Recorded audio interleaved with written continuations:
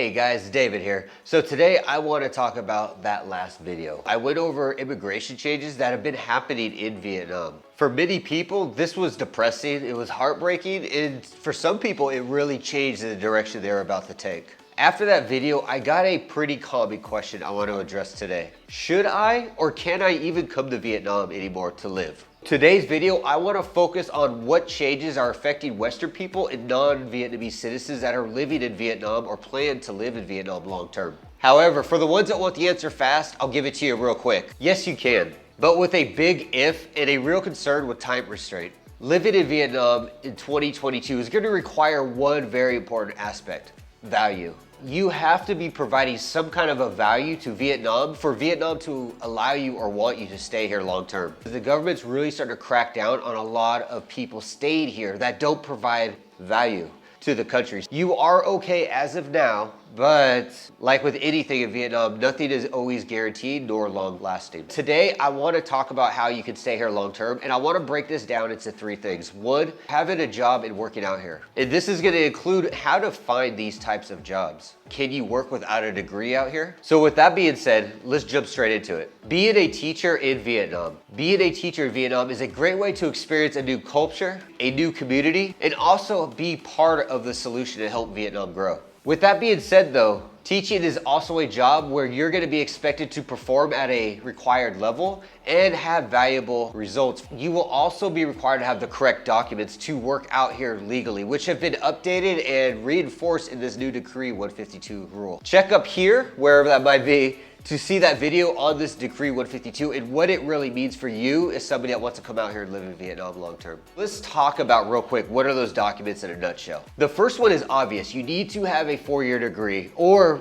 better stated, you need to have a bachelor's degree. As of right now, people that have bachelor degrees that are not relevant to the job that they're doing out here aren't really running into many problems, as Decree 152 has made it very clear, whatever job you're doing, your degree needs to really match that. As of right now, talking to a few people that have got their work permits finalized and approved, they were able to get their work permits without having a degree directly relative to teaching in South Vietnam. This could change in the near future, where you do need to have a degree relative to the job you're doing, being teaching or engineering. A comment I got on the last video talking about this particular subject in regards to degree, Vietnam doesn't truly understand how Western education goes. You don't really have an English degree. We don't really have that, which is required to technically be able to work in Vietnam as a teacher. Places like the Philippines and Singapore and whatnot do actually have a English degree, where you just study English and that's your degree. In Western culture, we have different degrees like literature and history, which focus on languages in general, that Vietnam government isn't really recognizing as a qualified degree to be an English teacher. And I hope Vietnam does pick up on that and realize, hey, we're losing teachers now because we're disqualifying people that are technically qualified. Filipinos, for example, are required to have an English teaching degree to get a job as an English teacher. And this is where us native speakers really slip through there.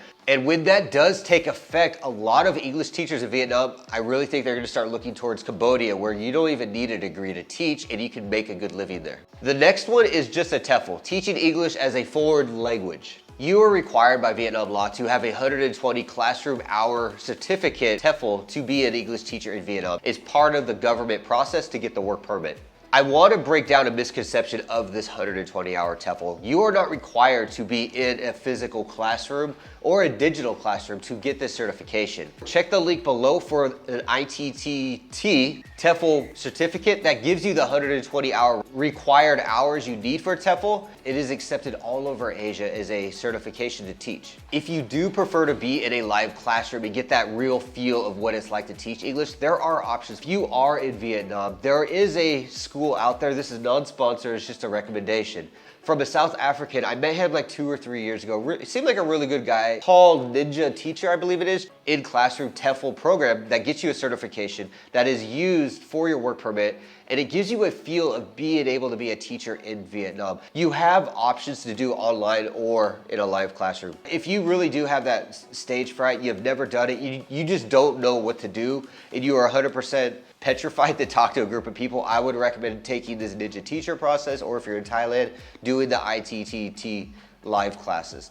One thing about Vietnam is they want you to play games all the time. It doesn't matter the age of the students, how many people are in there, how little are in there. They just want you to play activities. This is kind of a bad part of education in Vietnam. And try this out on your next class. Walk in your classroom, do your introductions, and do this icebreaker. Say, hello, I want you to introduce yourself today. What is your name? What is your favorite food or favorite anything? And ask them how long they've been studying English for. The numbers are gonna surprise you. It is almost like they wanna have the highest number. It's cool to overstudy and have no results. Very odd. So do expect that. If you do need help with the activity part, check the link below for my activity book. It's like 25, 30 activities that work in Vietnam and they crush it and they get people going. And it also helps them learn English, not just play around and waste time. What about non-teaching jobs? If you want to work in Vietnam and you don't want to be a teacher, but you have a degree in business, engineering, IT, marketing, then you are in a great position. The government wants you to be here to work. If you're living in Saigon, you have places like Yahoo Japan, you have On Semiconductor, an American company, and you also have a lot of Korean and Japanese companies out here in Saigon. Or you could go up to Vung Tau. PV Oil is always hiring engineers, chemical engineers, IT people all the time. Or if you're a consultant for something, there's a lot of work for you in the north. There are so many jobs that Western people don't even know exist out there. And they just kind of jump on the whole teacher boat immediately, not thinking, hey, I know a skill. This country wants it. Check below if you want to start looking into what kind of jobs you can actually get that aren't teacher related. The pay. It's not going to be competitive to the West. It's also going to probably be lacking a lot of benefits like a 401k. There's probably not going to be a retirement or a stock option with these Vietnamese companies as well. With that being said though, doing other jobs outside of teaching, they are competitive, they are higher, and there's almost not a glass ceiling to where you can keep moving up in the company as long as you prove that you have value there. And another great thing about this is these jobs transfer real well on your CV or your resume when you go back home. You could say, I was an engineer in this country, and it will look really good on your CV. And what do I really mean about that? For example, if you're a teacher for 5 or 10 years out here and you go back home and you try to get a job for whatever your degree is, they're gonna see that you're an English teacher and pretty much assume that you're a glorified babysitter or you're just on a really long vacation. And I got these results from a Lincoln survey that I put online a couple weeks ago. That is another thing to keep in mind is you being a teacher out here will not transfer over. But having a IT job or an engineering job out here is more of a career move than it is so much just kind of hanging out. There's definitely different options on what you can do to move out here to Vietnam and get a job without having to be a teacher. If you do want to be a teacher, great. There are still positions for it, apply for them. My advice with that TEFL is just get it done even if you don't know what's gonna happen, what your plan is. It's almost like an insurance plan because if everything hits the fan, you at least have that TEFL, you can go get a quick teaching job, make a few bucks and kind of get back on your feet. David, I don't have a degree. Can I come out there and work? This is one of the biggest questions I've been asked in the last 8 or 9 years. Working in Vietnam without a degree, maybe just having a TEFL or not having a TEFL. There used to be this old thing where you just get a TEFL, you go to Vietnam, you work, and the school just wants to see you have a TEFL. And they're like, cool, here's a book, go do something. That's not how it is now, and this is how it's never been in North or Central Vietnam. Do understand, in the last 15 some years, living and working in Vietnam, not having a degree was strictly a South Vietnam thing. You can't do it anywhere else but South Vietnam because it was illegal. The whole purge that we all saw last year, about a year and a half ago, the business visas where expats were being kicked out of Vietnam, this wasn't really a purge or a change. This was the government just enforcing the rules that were already in play. And again, I talked about this on the video before where we talked about paper companies that were signing you business visas that weren't even legitimately valid. Again, the South really slid through this for whatever their reason was, but it wasn't being enforced. And the government down in the South was also approving it because they knew what was going on.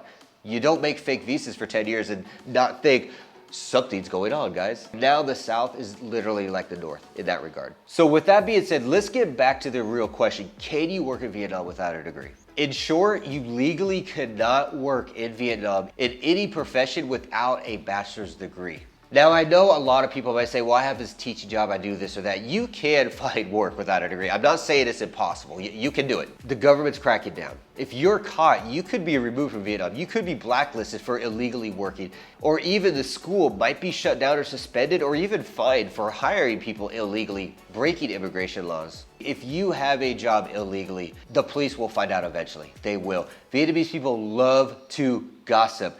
And even more, don't take offense to this, but Vietnamese love to snitch to the government to get those kudo points. If you are working illegal, don't think it's gonna last too long because it will get caught on eventually. The bigger the school is, the more people talk.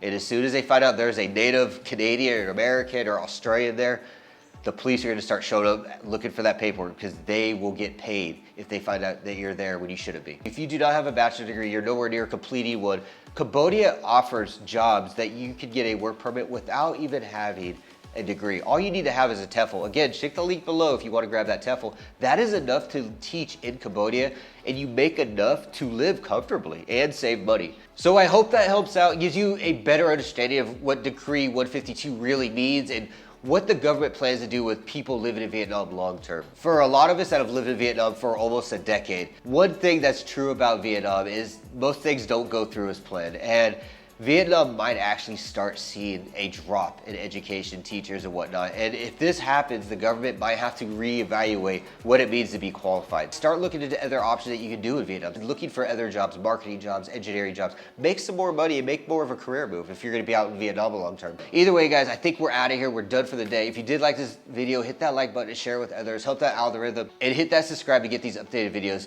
Till then, guys, I think that covers it and I will see you again.